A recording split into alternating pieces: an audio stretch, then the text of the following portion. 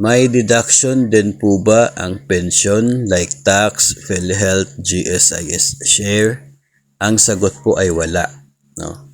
Ito pong deduction natin ngayon sa sahod, yung atin pong monthly tax, PhilHealth contribution, GSIS share na 9% ng basic pay, wala po yan kapag pension yung pinag-uusapan.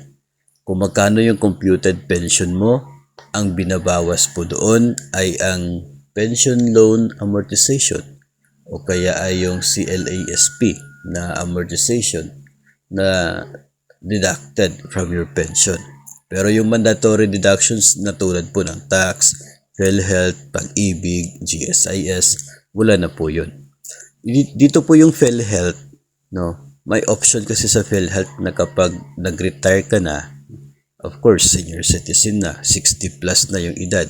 Mayroong membership ang PhilHealth for the senior citizen kung saan libre na, no, yung PhilHealth premiums mo. Member ka pa rin, wala ka lang babayaran. So kapag nag-retire ka from government service, at least 60 yung edad mo, pumunta ka sa PhilHealth. Magpa-member ka under sa senior citizen, nang sa ganun ay covered ka pa rin ng PhilHealth at wala ka nang babayarang premiums. So, hindi din po sila nagdideduct coming from our pension. GSIS share, wala na po.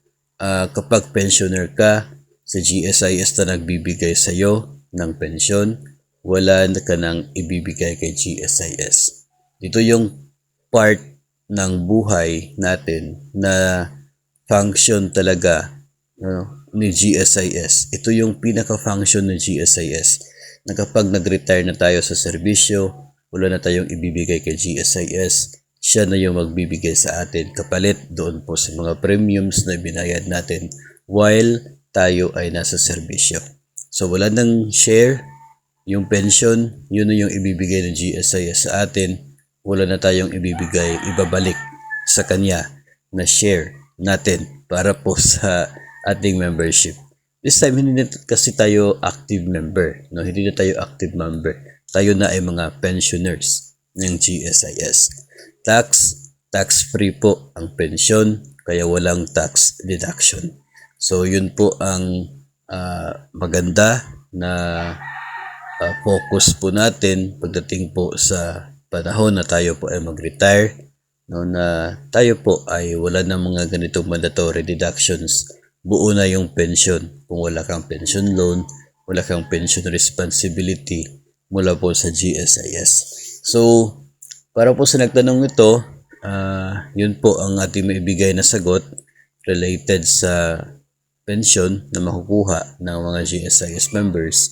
I guess meron na po tayong mga contents at pabalikan po natin in the near future yung computation po ng monthly pension para ma-refresh po tayo at aware kung paano po kinocompute yung monthly pension para po sa mga GSIS pensioners.